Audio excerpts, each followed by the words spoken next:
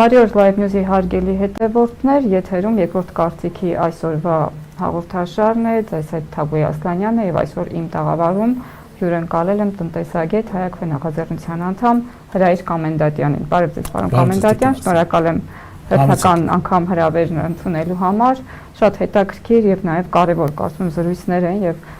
կարևորում եմ, որ գոնե շաբաթը մեկ անգամ նման հանդիպումներ լինեն։ Շնորհակալ եմ։ Եվ նախորդ հիշեցնեմ, հա, մեր զրույցի թեման, եթե մեզ հետևել են մարդիկ, իրենք էլ կհիշեն, եթե չէ, նաև կծանոթանան, այն էր, որ Թուրքիայի Հանրապետությունը հսկայական գումարներ է պետք Հայաստանի Հանրապետության այն քաղաքացիներին, որոնք որ արևմտյան Հայաստանում բնակվող հայերի ժառանգներն են, սերունդներն են, եթե իհարկե իրենք էլ մնացել են, ես չեմ ճանաչում այդպիսի մարդկանց, դժվար է, հա, արդեն տարիների այդ հեռավորությունից նրանք կենթանի մնացածն են, նաև իրենց մասին է խոսքը, Թուրքիան հսկայական գումարներ է պարտք այդ մարդկանց, որովհետև գողացել է, յուրացրել է նրանց գույքը եւ դրանք օգտագործելով եկամուտներ է ստացել։ Հետաքրքիր էր, որ դրանից հետո դուք եւս հրապարակեցիք, հա, նաև ինձ ուղարկեցիք թուրքերի եւ ադրբեջանցիների արձագանքը, այսպես հիստերիայի մեջ էին, ցեյտնոտի եւ խուճապի մեջ էին, թե այդ ինչպես կարող է պատահել, որ Թուրքիայի Հանրապետությունը հա իրենց մեծ եղբորն էին փորձում պաշտպանել, հսկայական գումարներ է պատկ, փորձում էին հերքել, բայց դա խոսում է այն մասին, որ իսկապես նշանակետին է, հա, թիրախին է քարվածել։ Հիմա խնդրեմ այդ արձագանքը միայն նմանատիպ հիստերիաներով ավարտվեց, թե ինչ-որ գործընթացներ են սկսվել, օրինակ սպառնալիքներ, հա, ձեզ զանգում են, սպառնում են եւ այլն, եւ գիտեմ, որ նաեւ դուք եթերից դուրս ասացիք, որ այդ գումարի չափը զգալիորեն աճել է, որտեղ ձեր ուսումնասիրությունները ցույց են տվել, որ միայն այդ գումարով չի սահմանափակվում պարտքը, այլև շատ ավելի տոկոսներ են, հա, ավելացել այդ գումարին։ Ինչի մասին է խոսքը, խնդրեմ ներկայացրեք։ Տիկին Ասլանյան, այն որ Թուրքիան հանցագործ քաղաքականություն է վարել հայկական էթնոսի նկատմամբ, դրա մասին կարծում եմ ծավալվել պետք չէ։ Դա ակնհայտ է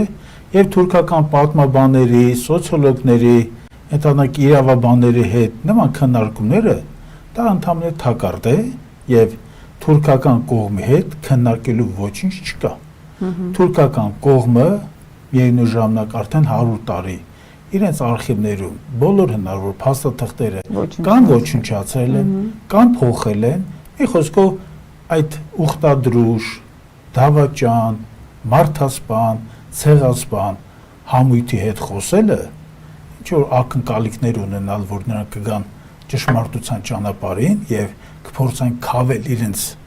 հոգու վրա, իրենց խղճի վրա, իրենց էթնոսի բավարարական նկարակի վրա կուտակված այդ չարիքը, մարդասպանությունը, կարծում եմ դա միամիտ քայլ կլինի։ Մենք պետք է որդեգրենք այլ ճանապարհ եւ թուրքերի հետ պետք է զրուցենք, թուրքերի, նրանց կամակատարների, նրանց փոքր եղբայրների, տարբեր երկրներում թուրքական ազդեցության գործականների հետ մենք պետք է զրուցենք թվերի լեզվով։ Ինչ է դա նշանակում։ Մենք ունենք մեր ձեռքի տակ 1919 թվականի դեռևս այդ հատուկ հանձնաժողովի կայացած աշխատանքի արդյունքը եւ այդ աշխատանքի արդյունքով նրանք տեղորոշել էին հստակ, բավականին մոտարկված իհարկե, բայց տեղորոշել են, որ Արմենիան Հայաստանում հայկական էթնոսի քաղաքացիներին թուրքական կառավարության կողմից ուղղորդված քաղաքականության արդյունքում եւ ցեղասպանության արդյունքում վնասը հայ քաղաքացիների կազմել է մոտավորապես 14.5 միլիարդ ֆրանկ։ Այո։ Իսկ Արևելյան Հայաստանում մոտավորապես 5 միլիարդ ֆրանկի կարգի։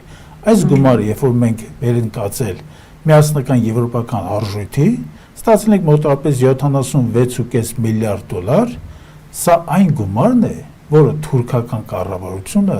հասկացել է, որ պետք է վճարի եւ այդ վճարից խուսափելու,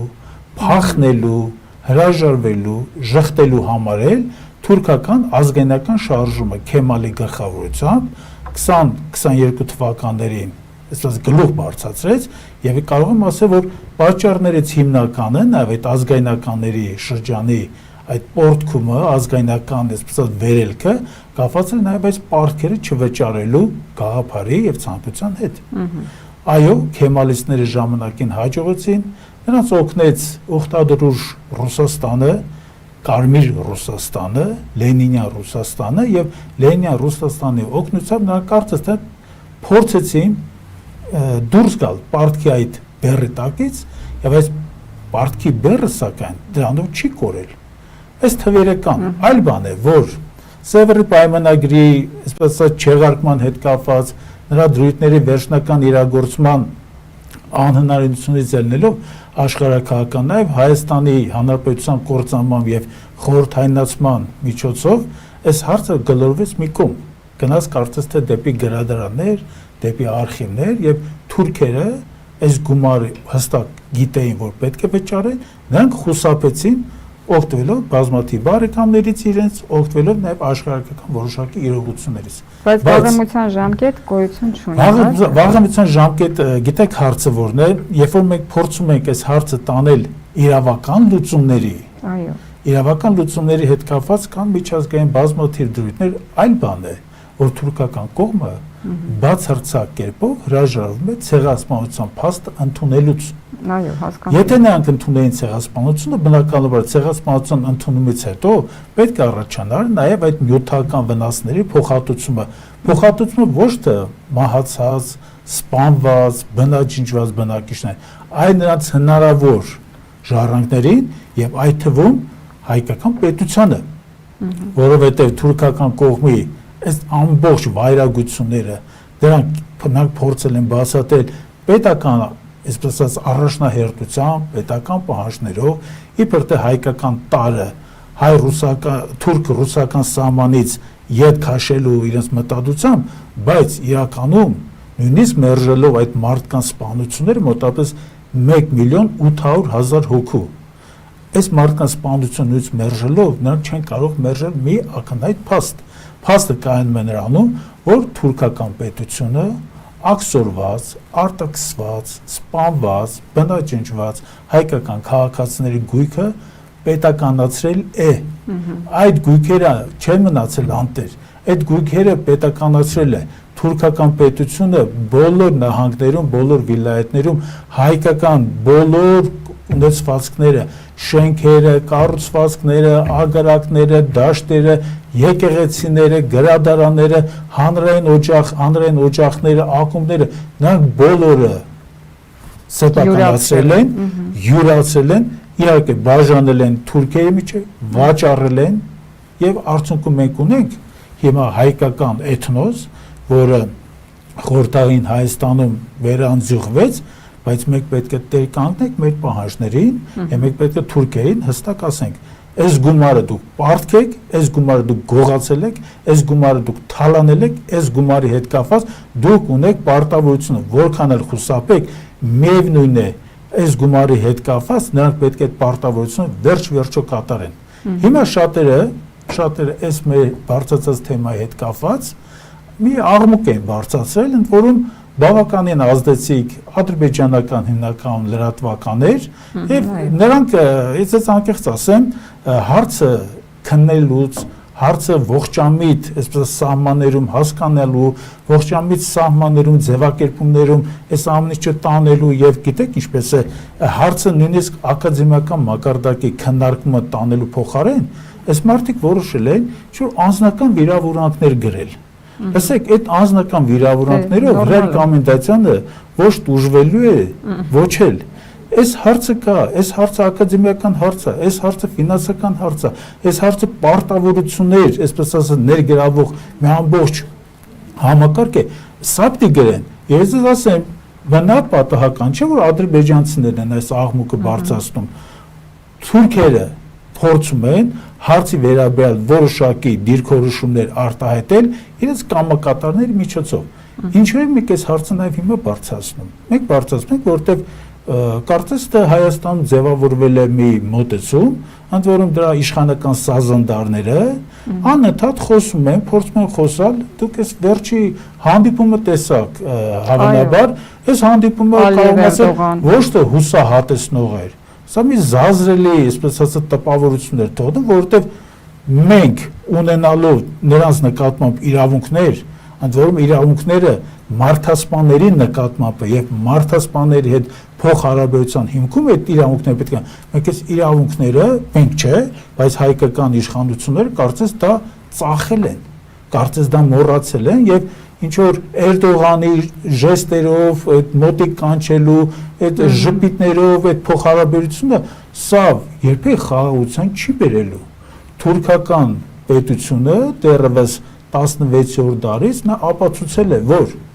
նա ոչ մի հարևանի հետ երբեք խաղաղության մեջ չի ապրում։ Թե հույների հետ էլ կապ։ Սերբեր ասում են, եթե ուզում ես պատրաստ լինի բարեկամացի Թուրքի հետ։ Հույների մասին չասեմ, հույների կոտորածները 20-22 թվականին Իզմիրում ամբողջական լաստանավի մեջ մարդկանց տասնյակ հազարներով հանել էին ծով եւ ծովում խեղդում էին։ Դուք պատկերացնում եք, հիմա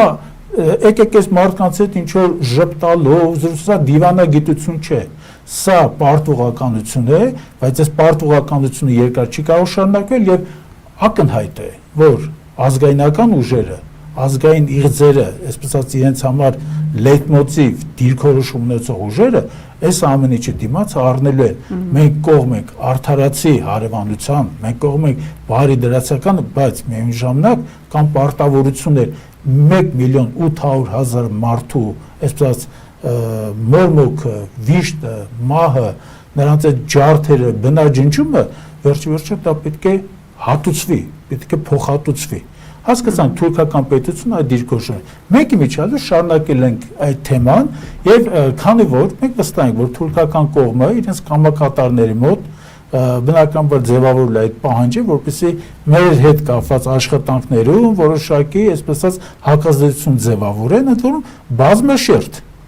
Ես հետևել եմ էլեկտրոնային մամուլի մոտավորապես 7-8 լրատվականներ բավականին հայտնի։ Ադրբեջանական, ընդ որում պատկերացեք, որ ռուսական կողմը, բուլղարական կողմը նաև այս թեմաներին անդրադարձել են։ Հետաքրքրությունը բավականին մեծ է։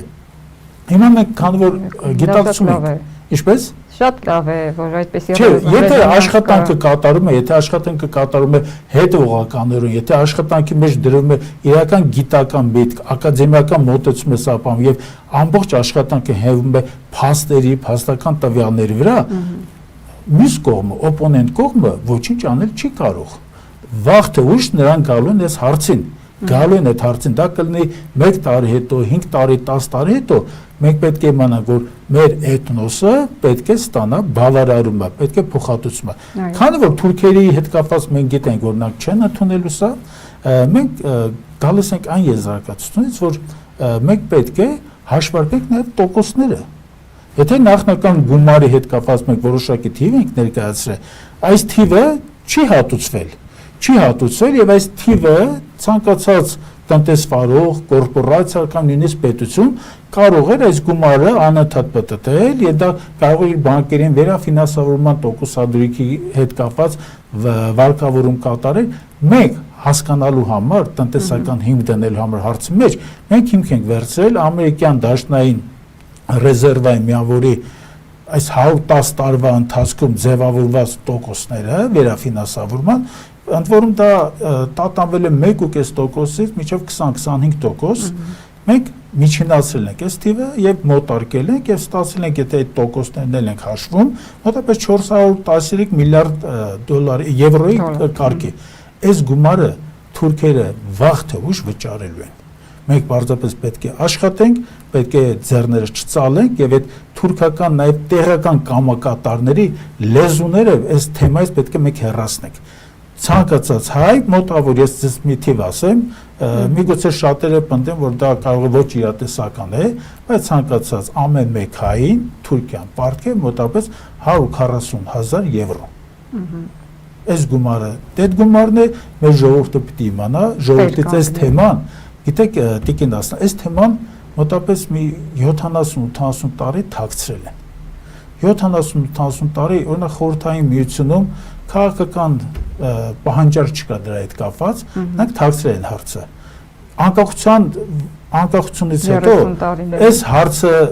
ճիշտ ասած չբարձրացրեցին, որովհետև հայկական պետությունը թույլ էր, հավանաբար նաև այլ աշխարհական այլ գործոններ կային, բայց հարցը կա, մենք պետք է հարցի հետևից գնանք։ Ցանկացած քաղաքական խմբակ, ցանկացած քաղաքական համույթ պետք է ունենա իր հստակ դիրքորոշումը տվյալ հարցի վերաբերյալ։ Հիմա դուք զբաղվում եք, այսինքն անհատական մակարդակով, հա, անհատական նկատի ունեմ ոչ թե սովորական անհատ, այլ իրավաբանական նաև, հա, անձինք դուք որպես իրավաբանական անձ կառույց զբաղվում եք այդ հարցով եւ արդյոք հաջողություն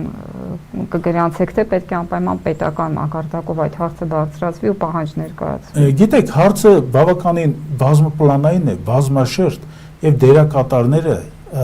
նաեւ իրավական լուծումները, կարելի ասել մեծ աշխատանք մեծ թիմ է պահանջում։ Ես ինքս հայակվե քաղաքացիական միավորման վարչության անդամ եմ։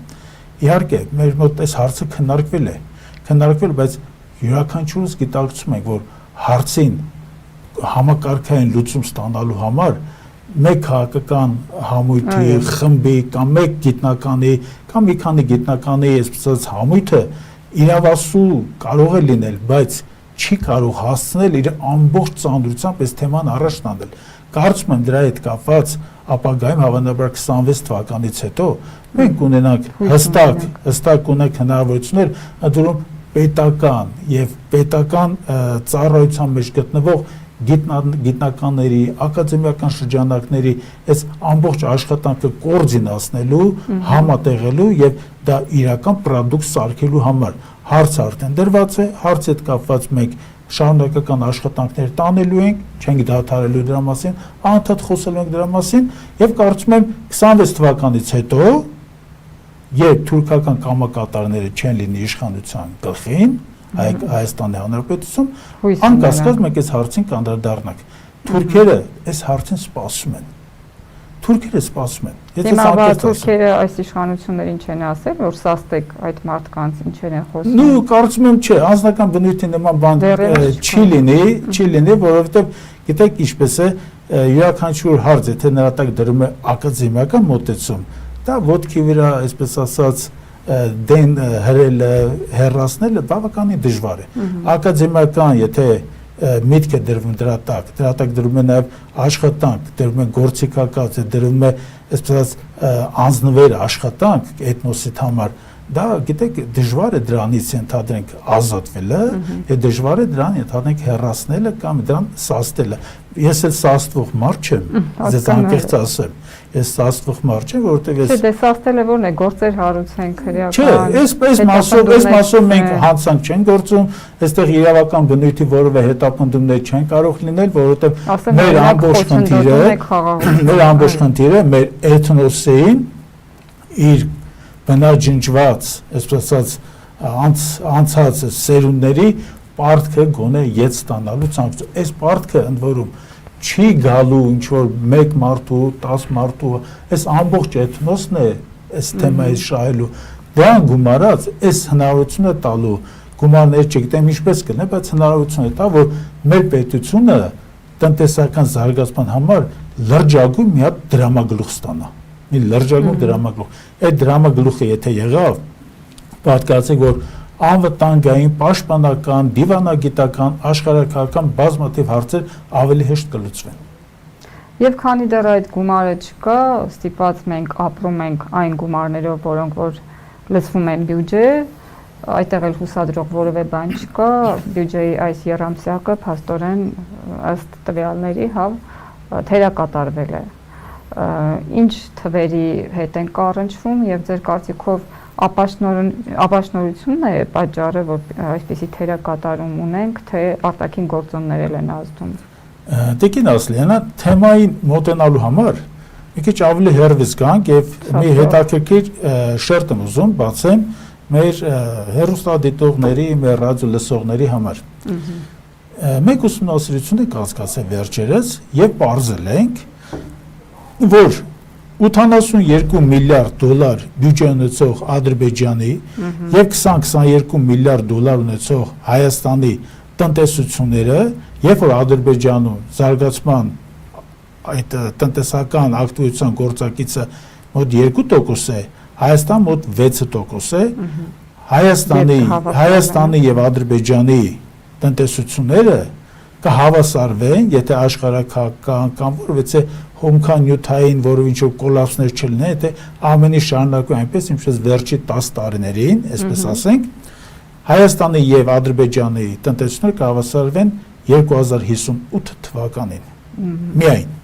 Այսինքն 34 տարի հետո միայն Հայաստանի Հանրապետությունը կարող է Ադրբեջանի հետ հավասար դիրքերի ունենալ տնտեսություն իմաստով։ Ինչ է սա նշանակում, այստեղ ինչ հարց է առաջ գալիս։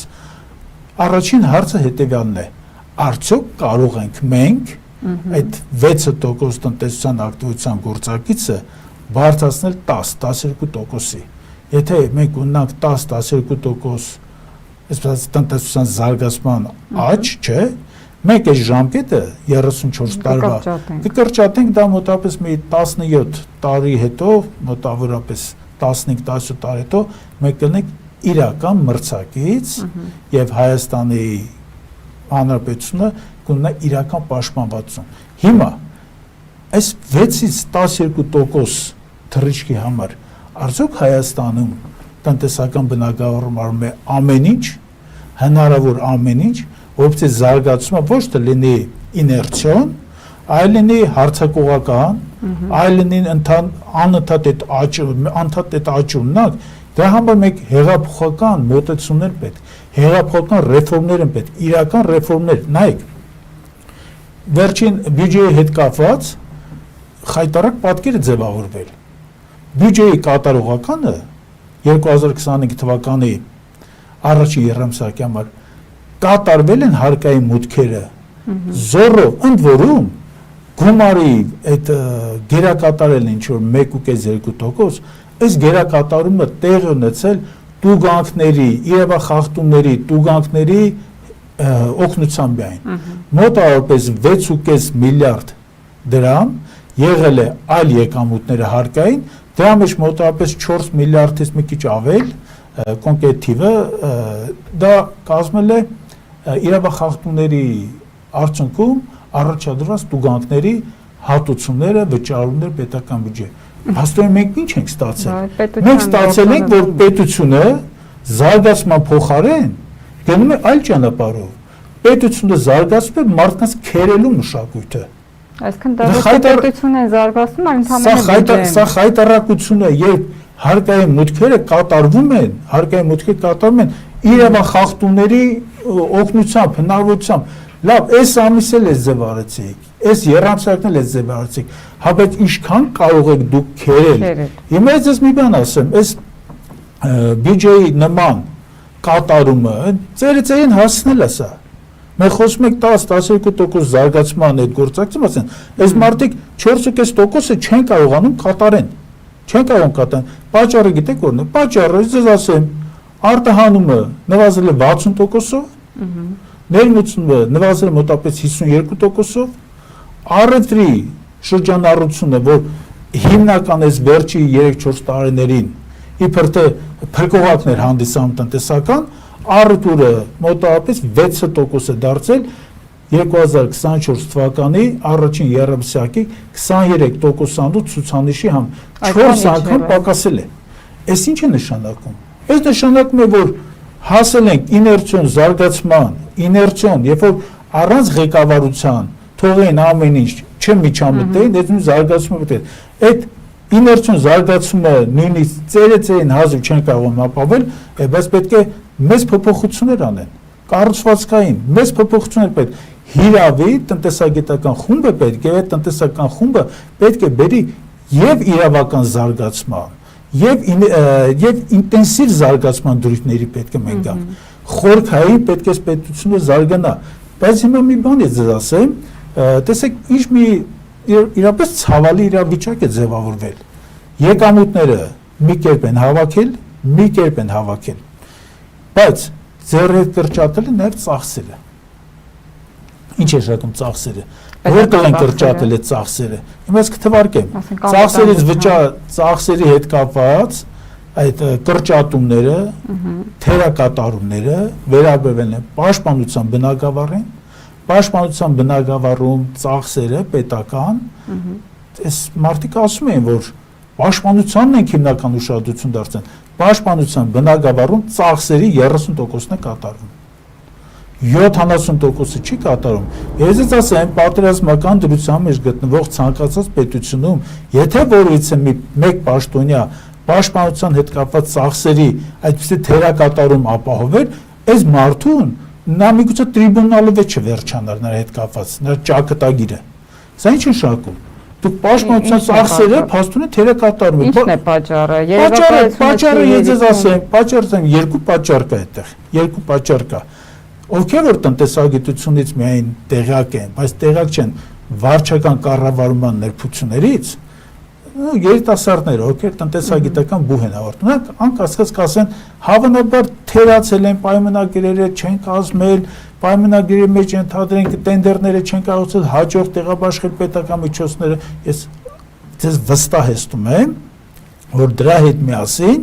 նաև կա այս ֆինանսները ավտոմատի փոխարեն ձեռքով կառավարման այս գայթակղությունը, երբ որ պարզապես գումարը չի տրվում համապատասխան ստորաբաժանմանը, եւ ասում են, որ գիտես, հերթի մեջ սոցիալական ծախսերի հետ կապված պարտավորություններ պետք է անենք, սա անենք, սա անենք, սա անենք, սա ամբողջը գալիս որ պետության մեջ գումար չկա։ Պետության մեջ գումար, պետությունը չի կարող նույնիսկ իր այսպես նախկինը վերցած պարտքերը սպասարկի։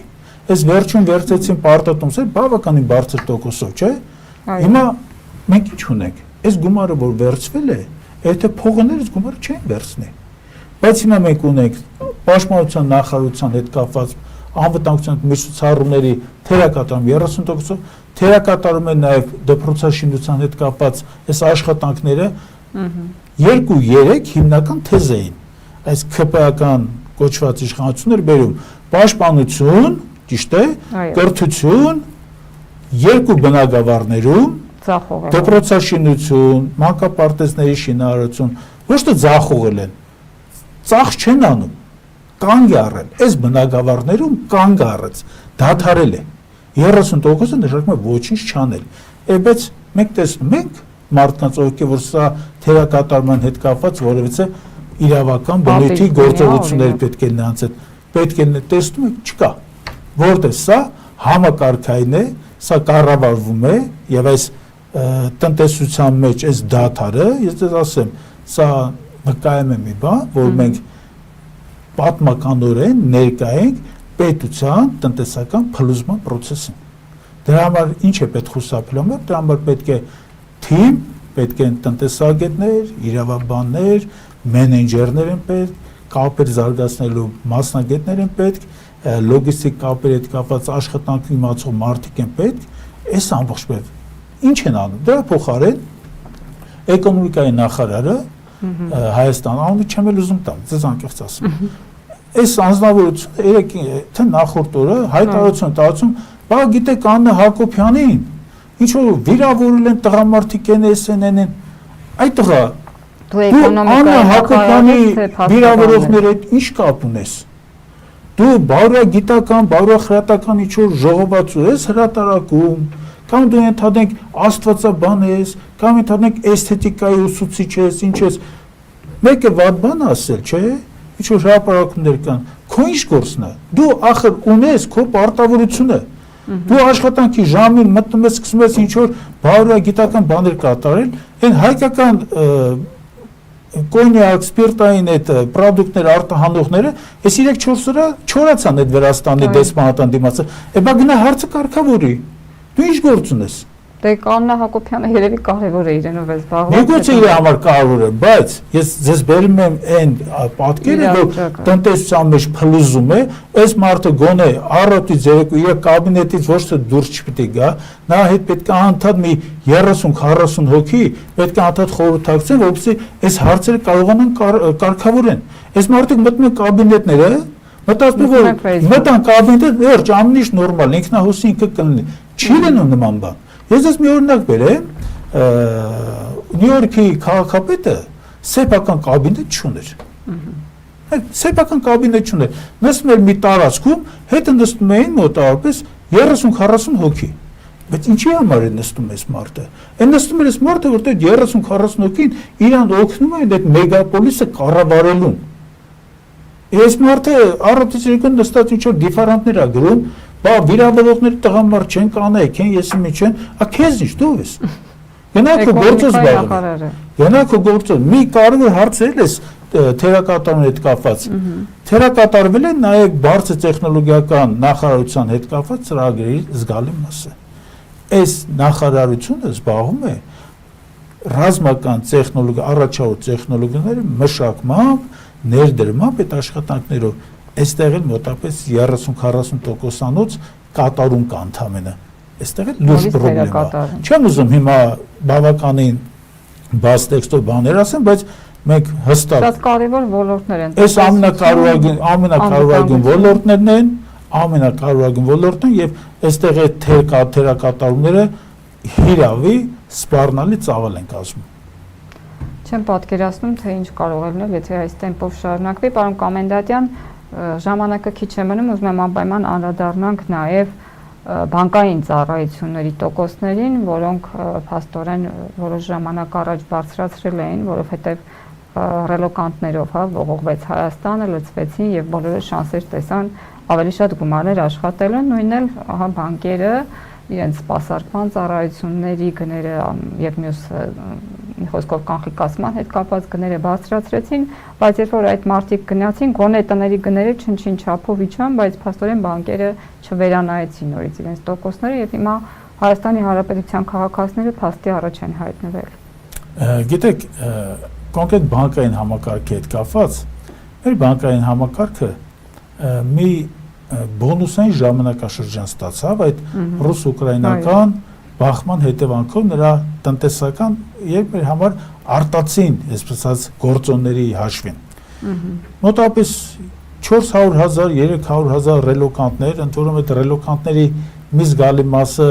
Հայաստան դիտարկում էր ոչ թե տարանցիկ ուղի դեպի այլ երկրներ գնալու, նրանք Հայաստան դիտարկում էր որպես վայր, որտեղ կան ենթակառուցվածքներ, որ մեր մոտ իմիջիալոց համացանցը բավականին բարձր որակի է։ Նույնը չկա ընդհանրենք մեր հարևան բազմաթիվ երկրներում։ Նրանք դիտում են որպես լավ երկիր, գիտեք, որովհետև մեր ժողովուրդը նախ տոլերանտ է, մեր ժողովուրդը եկվորներին մուտքերում չի ծեծում, հարբեցողության փողոցներում հարբեցողության փողոցներում քաշքշոցի բան այդ պատկերներ մեր մոտ չկա։ Մենք բավականին տոլերանտ ժողովուրդ ենք, համբերատար, զուսպ եւ հյուրընկալ։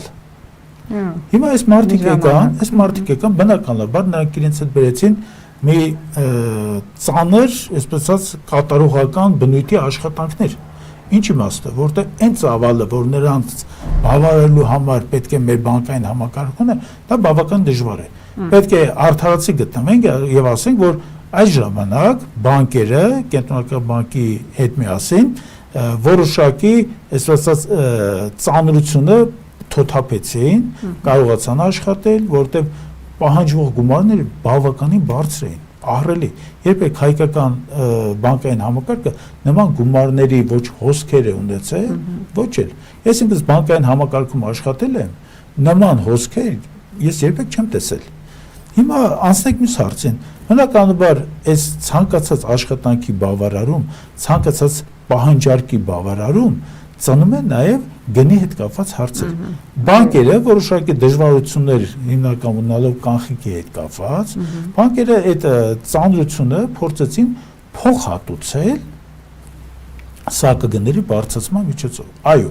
դա կատարվեց, ընդ որում սակագները ոչ միայն կանխիկացմանը վերաբերեցին, կանխիկացումը ամենահեշտն է, ամենահեշտ դիտարկվողն է, բայց կանխիկացման մեջ օրինակ մոտավորապես 7-ից մինչև 10% բարձրացին սակագները, դա չլսված տոկոսներ են։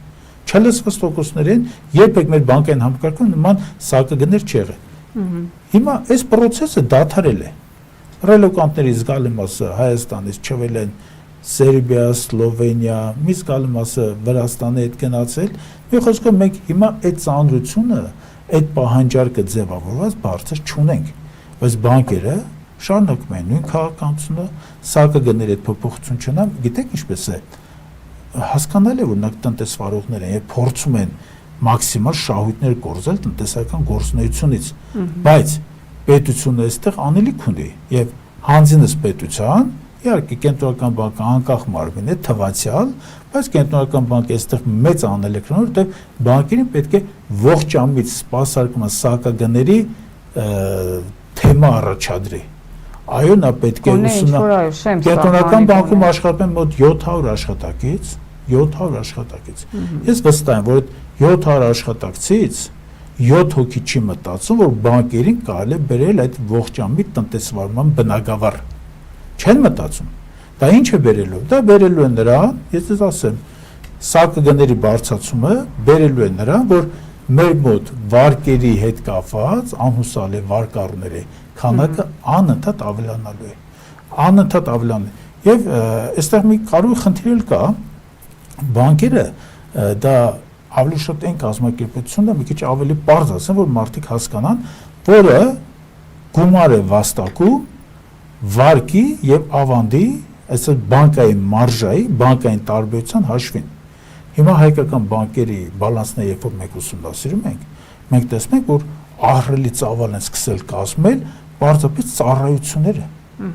Ոչ թե այդ բանկային իրական գործունեության հիմնական բնույթը կրող այդ մարժան, այդ տարբերությունը վարկի եւ ավանդի տոկոսը, այլ մնացած այդ հաշվի բացումը, հաշվի ընդհանրենք սպասարկումը, կանխիկացման տոկոսները, փոխարկումները, փոխանցումների հետ կապված այդ այն կարգ են, որում այն կարգի բարդացում է գնում բանկերում։ Ես իհարկե փայլուն տիրապետում եմ առարկայից, հասկանում, որ բարդացումը կատարում է դրա համար, որպեսզի նոր սահկագներ սահմանեն, եւ այն բանը, որ ժամանակին արվում էր մեկ սահկագնով, հիմա սահկագինը բարձրացնելու համար գնացեն սահկագինը բաղդատելու ճանապարհով ստանալու են պարզապես ավելի շատ ծավալի եկամուտ, ավելի շատ ծառայություններ իբր թե, բայց դրանք նախկին մեկ ծառայություն դնեն։ Հիմա ինչ ունի կենտրոնական բանկը այստեղ անում։ Կենտրոնական բանկը պետք է բանկերին սթափեցնի, դա գործիքները նրանք ունեն, դա ով հարի տարալի, որ մենք իրավունք չունենք միջամտելու, այդպես չէ։ Մենք հստակ այդ բնագավառին տիրապետում ենք, լավ ծանոթ ենք, այդտեղ էլ աշխատել ենք, բանկերի հետ պետք է խոսել։ Բանկերին պետք է բացատրել, որ բանկային, այսպես ասած, գումար վաստակելու մոլուցքը դա հարվածելու տնտեսությանը։ Եվ իրենց էլ որովհետև բանկերը այսօր գումարներ մեծ ստացել են, բանկերը տնտեսության մեջ չեն կարող դա ներդնել։ Չեն կարող ներդնել ինչի համար։ Չեն կարող ներդնել, որովհետև տնտեսվարողները այդ բարձր սահկագների տակ չեն ուզում մտնել։ Դա վերջ-վերջո հարվածում է տնտեսությանը, հարվածում է նաև քաղաքացիներին։ Կարծում եմ այս թեմայով կենտրոնական բանկի ղեկավարությունը վերջի-վերջո պետք է սթափվի, որտեղ նրանք абստրահվել են այս process-ից, նրանց թվում է, որ իրենց ոչ ոք սրա հետ կապված հարցապնդումներ չեն, այստեղ նաև մի կարևոր հարց կա։ Կենտրոնական բանկի նկատմամբ վերահսկողությունը որոշակի նաև նոր դրույթներով պետք է հարստացվի վերջի-վերջո, որտեղ կենտրոնական բանկը ընդհանրապես ազգային ժողովում մեկ բացատրություն, մեկ հայտարարություն է տալիս տարեկան աշխատանքի գնահատական ստանալու, դա կարծում եմ բավարար չի։ Այն մեր զրույցի սկզբում ասած հեղափոխական մոտեցումները տնտեսության, այստեղ մենք մեծ խնդիրներ ունենք նաև կենտրոնական բանկի հետ կապված։ Կենտրոնական բանկը պետք է աշխատի։ Կենտրոնական բանկը դա բարձր աշխատավարձով կամ բարձր հատուցումով, բարձր բոնուսներով թոշակի տեղ չի, քնելու տեղ չի։ Ամբողջ հարցը սա է։ Շատ շնորհակալ եմ, պարոն Կոմենդատյան, կարծում եմ առանձին հետո կարող ենք նաև եթեր հատկացնել, հորդորենք նաև մեր հետևողներին, եթե հնարավորություն ունեն, կենտրոնական բանկում աշխատողներին ուղարկել նաև մեր եթերը, թող լսեն։ Վստահ եղեք, որ իրենք դիտարկում են, վստահ եղեք, որ իրենք ունեն հանրային կապերի պատասխանատուներ, նրանք թող լսեն, թող իրենց ղեկավարության եւս մեկ քնից արտնասնեն, որովհետեւ նրանք այս հարցին ավելի նախանցախնդիր եւ այժմեական արձագանք տան։ Շնորհակալ եմ շատ։ Համեցեք։ Շնորհակալ ենք հարգելի հետևորդներ, եթերին հետևելու համար։ Հիշեցնեմ, երկրորդ կարծիքի տաղավարում այսօր զրուցում էի տնտեսագետ Հայ Ակվե նախաձեռնության անդամ Հրայր Կոմենդատյանի հետ։ Լավ մնացեք, ստեսություն։